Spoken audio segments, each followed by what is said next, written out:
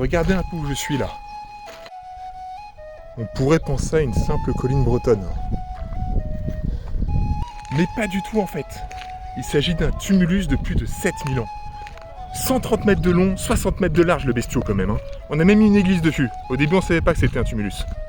Donc les bâtisseurs de ce truc-là, une civilisation incroyable. On a retrouvé à l'intérieur des pierres récoltées dans les Alpes à plus de 1000 km de là. C'est dire un peu l'influence et la puissance de cette civilisation quoi. Ouais. Donc je vais peut-être faire mon chauvin. Mais comment ça se fait qu'on nous bassine autant avec les pyramides d'Égypte alors qu'elles ont été construites bien après? Hein? En vrai la réponse elle est simple. C'est que les Égyptiens, eux, ils avaient l'écriture, et donc ils sont rentrés dans l'histoire. Là où les édificateurs de menhirs, eux, ils étaient encore dans la préhistoire, ils ont laissé aucune trace. Ce qui fait qu'aujourd'hui, on sait que les maçons, enfin les ouvriers dans les pyramides, on connaît leur menu, tandis qu'on sait même pas pourquoi eux, ils construisaient des menhirs de 20 mètres de haut. Au final, ça nous montre bien une chose.